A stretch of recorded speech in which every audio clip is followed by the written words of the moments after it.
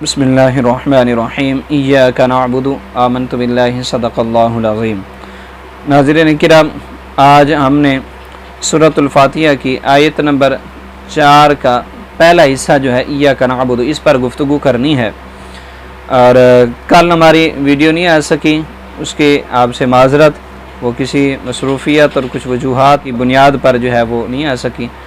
آج یہ گفتگو آ رہی ہے، انشاءاللہ کل 2 گفتگو جو ہے وہ آئیں گی، تو کل کا یہ جو گیپ ہے یہ پورا کر دیا جائے گا انشاءاللہ العزیز۔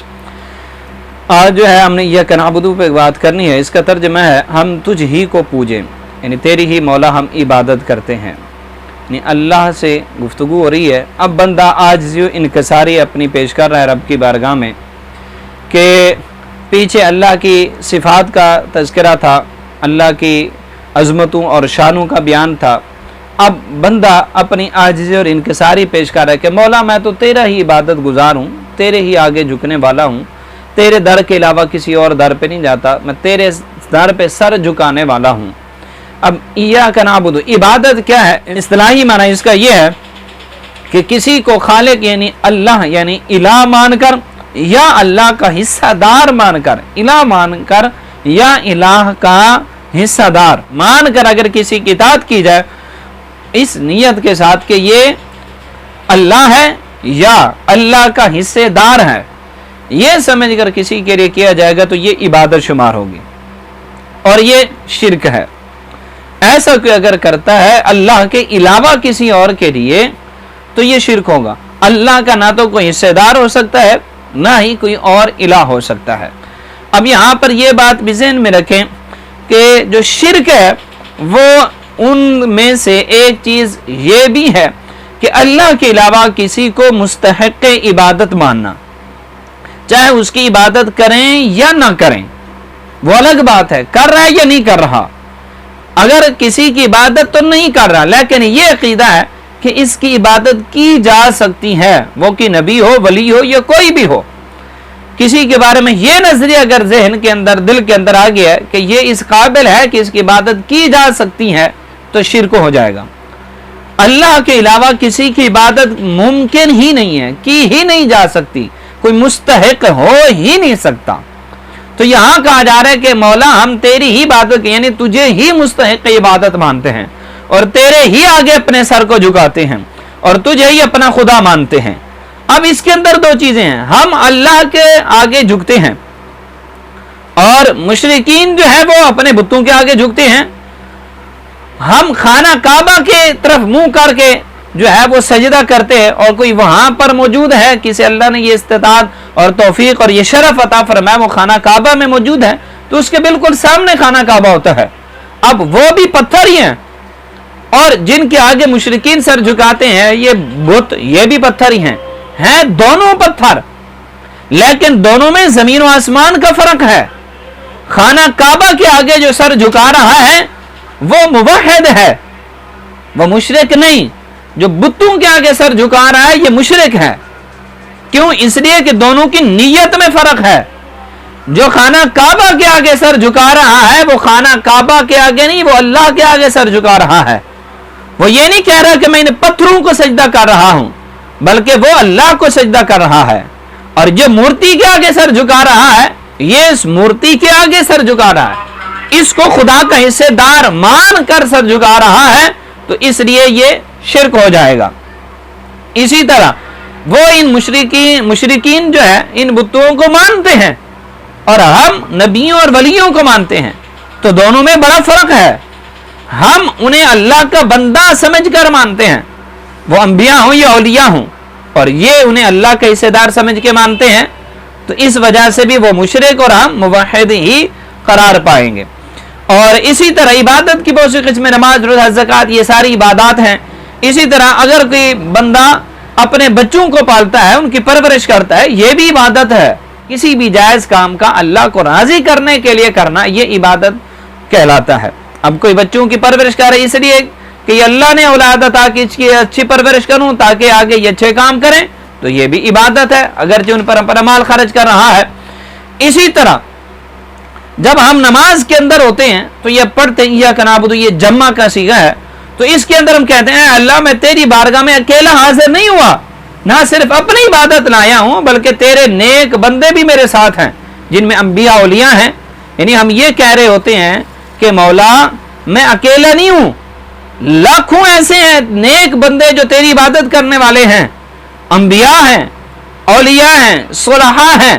مولا وہ سب بھی تیری عبادت کرتے ہیں، میں بھی تیری ہی عبادت کرتا ہوں، میں بھی انہی میں شامل ہوں، میں بھی انہی کے ساتھ شریک ہوں. جس طرح جو ہے نا ایک مثال سے اس بات کو آپ سمجھ لیں، ایک بندہ جو ہے وہ کوئی چیز سیل کر رہا ہے، اب گندم کو لے لیں، گندم کا ایک توڑا جو ہے وہ سیل کر رہا ہے. اب اس گندم کے اندر اچھی گندم بھی ہے اور ہلکی گندم بھی اس کے اندر مکس ہے. اب وہ سیل کر رہا ہے تو سیل جب کر رہا ہے آگے کسٹمر کو بتا رہا ہے کہ یہ مکس ہے. اب کسٹمر کی مرضی ہے، چاہے تو سارا لے لے چاہے تو نہ لے. یہ نہیں کہے گا کسٹمر کہ نہیں اس میں سے جو اچھے دانے وہ مجھے چن دو، جو ہلکے ہیں وہ رکھ لو. وہ بیچنے والے نے کہنا ہے مرضی ہے، لینا تو ساری لو، نہیں لینی تو ساری نہ لو، اب اس کی مرضی ہے. اسی طرح ہم گناہگار مجھ جیسے سیاکار خطاکار جب عبادت کر رہے ہوتے ہیں، نماز میں کھڑے ہوتے ہیں تو رب کی بارگاہ میں یہ عرض کر رہے ہوتے ہیں مولا میں خطاکار ہوں، گناہگار ہوں، سیاکار ہوں، لیکن تیرے نیک بندے بھی یہ عبادت کرنے والے، نماز پڑھنے والے ہیں، مولا میں بھی انہی کے ساتھ شریک ہوں. اب اللہ رب العزت ان نیکوں کے صدقے سے مجھ جیسے گناہگاروں کو بھی ساتھ قبول فرما لیتا ہے، مجھ جیسے گناہگاروں کی عبادت کو بھی ساتھ قبول کر لیتا ہے. ایک تو یہ اس کا فائدہ ہے، اور دوسرا جس وقت ہم عبادت کر رہے ہوں اکیلے ہوں تو اس وقت ہماری نیت یہ ہونی چاہیے کہ ہم اکیلے اگرچہ نماز پڑھیں لیکن بے شمار اور بھی نیک بندے ہیں. جماعت کے ساتھ ہوں گے تو تب ہوں گے نا کہ اس جماعت کے اندر بہت بھی نیک بندے کھڑے ہوئے اور بھی صلحاء کھڑے، ان کے ساتھ ہم بھی شریک. جب اکیلے ہوں گے تو پھر اور مقامات پر تو پڑھنے والے ہیں نا، انبیاء کرام پہلے اس دنیا سے جو ہے وہ میں موجود رہے تو وہ بھی عبادات اور ریاضات کرتے رہے، نماز پڑھتے رہے، تو ان کے ساتھ بھی ہم شریک ہو گئے.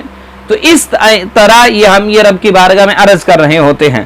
اور بالخصوص جس وقت ہم اپنے بچوں کی پرورش کر رہے ہوں اور ان کے لیے ہم اپنا مال خرچ کر رہے ہیں اور ان کے جو ہے وہ تربیت کر رہے ہیں، اب اس وقت ہماری نیت کے اندر ایک چیز یہ ضرور شامل ہونی چاہیے، اس سے برکت بھی بڑھتی ہے اور اجر و ثواب بھی بڑھ جاتا ہے.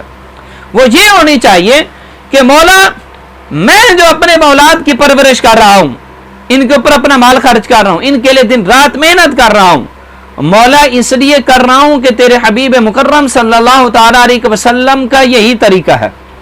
انہوں نے اپنی اولاد کی اسی طرح پرورش کی، انہوں نے اپنی اولاد کے لیے کما کر ان کو کھلایا، ان کی اچھی تربیت کا بندوبست کیا.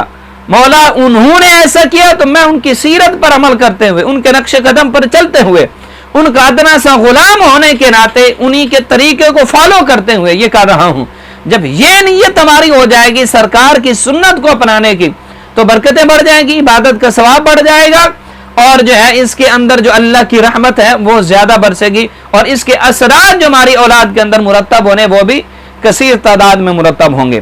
تو خلاصہ یہ آج کی گفتگو کا کہ ہم اللہ کی عبادت کر رہے ہیں تو مطلب یہ ہے کہ ہم اللہ کے علاوہ کسی اور کی نہیں. اب ایک اور چیز یہاں پر آپ کو جو ہے وہ سمجھا دوں، ہم اللہ رب العزت کے لیے بسم اللہ الرحمن الرحیم کے اندر آیا تھا کہ رب کون ہے؟ رحیم. اور دوسرے مقام پر اللہ رب العزت فرماتا ہے لقد جاءکم رسول من انفسکم عزیز علیہ ما عنتم حریص علیکم بالمؤمنین رؤوف الرحیم.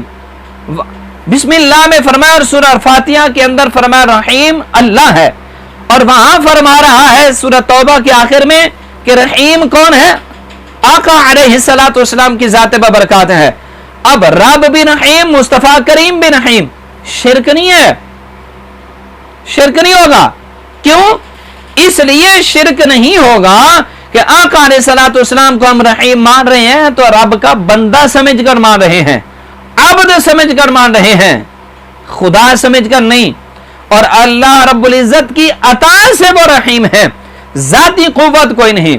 تو ہاں یہ جو عبادت ہے کہ ہم اللہ ہی کی عبادت کرتے ہیں، چونکہ اس کے اندر جملہ پہلے میں نے بولا کہ رب کو راضی کرنے کے لیے جو بھی جائز کام کیا جائے وہ عبادت ہے. اب کوئی اس کے اندر یہ کہے کہ اب جو ہے وہ میلاد مناتے ہیں تو جائز کام ہے، لیکن رب کو راضی کرنے مانتے کے لیے کرتے ہیں تو یہ عبادت ہوا، اور کرتے سرکار کا میلاد ہے تو معاذ اللہ کی سرکار کی عبادت، تو یہ سرکار کی عبادت شمار نہیں ہوتی. یہ اسی طرح دیگر اشیاء، دیگر چیزیں جتنے بھی اس طرح کے مسائل ہیں इबादत रब की है। जब हम ये कर रहे होते हैं तो सरकार को इलाह नहीं मान रहे होते, ना ये समझकर के रब की इबादत कर रहे। जब तक नीयत ना हो, जैसे पहले मैंने अर्ज किया, जब तक नीयत नहीं होगी कि हम इसको इलाह मान रहे हैं या इलाह का हिस्सेदार मान रहे हैं, तब तक इबादत शुमारी नहीं होगी। आप नमाज पढ़ रहे हैं और नमाज के अंदर आपकी नीयत ये है कि जो है मैं वैसे पढ़ रहा हूं, तो इबादत नहीं होगी। अल्लाह की इबादत समझकर पढ़ेंगे तो फिर सवाब मिलेगा। अल्लाह को राजी करने के लिए पढ़ेंगे तो फिर उसका सवाब मिलेगा और इबादत शुमार होगी। और अगर इसी नमाज को कोई यूं पढ़ता है कि मैं सरकार के लिए पढ़ रहा हूं, लेकिन इसलिए कि सरकार रब के हिस्सेदार हैं, मुस्तहिक़ इबादत है, तो फिर शिरक हो जाएगा। हालांकि पढ़ तो रब की नमाज में, लेकिन उसके अंदर नीयत ये आ गई कि हिस्सेदार है सरकार या मुस्तहिक़ इबादत है चूंकि, तो इसलिए सरकार के लिए भी, तो फिर शिरक होगा। तो इसलिए जब तक ये नीयत ना हो तब तक शिरक नहीं आता। तो अल्हम्दुलिल्लाह हम आले सुन्नत रब की इबादत करते हैं और रब के अलावा किसी और को मुस्तहिक़ इबादत समझते ही नहीं है। किसी की इबादत करना तो दूर की बात, हम तो मुस्तहिक़ भी किसी को नहीं समझते। तो ये आज की गुफ्तगू जो है वो इय्याका नअबुदु, कल व इय्याका नस्तईन पे गुफ्तगू करेंगे, चूंकि ये बड़ी अहम आयत है। इसके अंदर लोग कुछ वसवसे डालने की कोशिश करते हैं, इसलिए आधी पर आज गुफ्तगू की है और आधी पर कल गुफ्तगू करेंगे। दुआ खालिक के कायनात हम सबको अमल की तौफीक अता फरमाए।